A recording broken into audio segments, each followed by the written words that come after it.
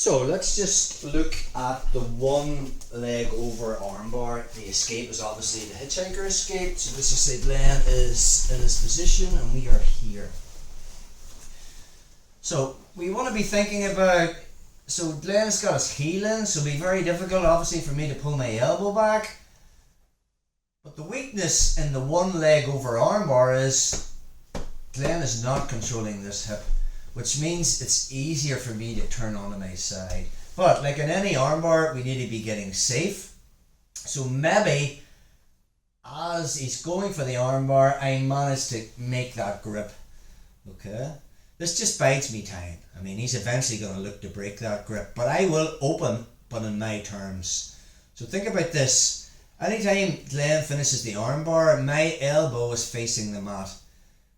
When I rotate my thumb and turn onto my side, my elbow is now facing the wall, so it's sideways, so it's a lot more difficult. If he tries to finish from that position, it's just not going to happen. But I can't hang around here on my side, I need to be getting to my knees. Let's take it back a step. So from our position, we are going to make our grips just like before. I definitely don't want to go like this or I'm getting wrist locked. So the support hand covers the arm that's getting armbarred and I'm pulling everything in tight. Obviously he's going to be trying to break that grip, so I need to get my elbow in a safe profile. So all I'm thinking about doing is, as I open, I'm going to bring my right thumb and stick it in his left pocket. As I do that, my inside leg, the one that's closest to him, is going to step over and it turns me onto my side. Notice where my right elbow is. It's now not facing the mat. Now there'll be things Glenn can do to obviously get the profile back, but I am hanging around here. From here, watch what I do. This is a big detail. How do I get to my knees?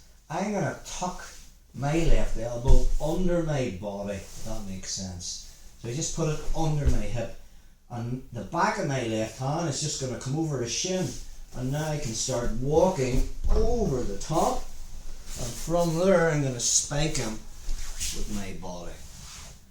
Even if he still has that grip, now I can start utilizing that, putting pressure on him, and then I'll just drop in the side control. Let's take a look at that again. So from our position,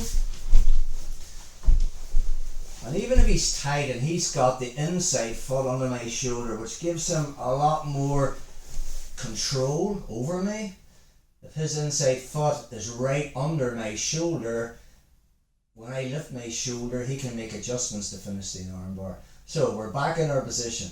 I'm going to try and connect my hands just to give me time. So again, I use the support hand to cover the one that's getting armbarred. When the moment's right, I do two movements. I bring my thumb into his left pocket as I step over with my inside leg, and I tuck my elbow to my body, which turns me on my side. Can't hang around here. As I transition to my knees, the back of my left arm comes over the shin of the leg that is over my head, and now I come up, I put weight and pressure on him. I just stack him or spike him with my shoulder, so he's carrying my weight. From there I'll bring the far elbow over, and now I can put weight and pressure on him. Just get another angle from this side of the road. So one leg over, 1 foot underneath my shoulder. Again, we can't just hit it straight from this position. If he's going for the armbar, boom, I'm out. I'm just coming over. I'm going to spike him. And I'm in. One more time on that. Or if I have time, as he's going for the armbar, that grip that we made in the previous armbar escape, just keeping everything tight. Obviously he'll be starting to make adjustments to try and break that grip. The second he does, thumb, hitchhiker escape, is going into his pocket. My right foot turns me onto my side, but more importantly, the support hand that was covering doesn't stay up here. It comes to my body. And as I step over, that helps me get to my knees. But watch, it's tucked, but I just put the back of my hand, because I need to clear the leg that's over my head.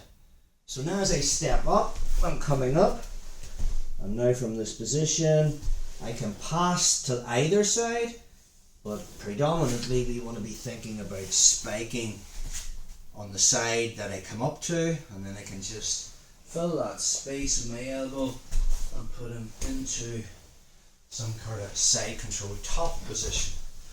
So that is dealing with the one leg over armbar.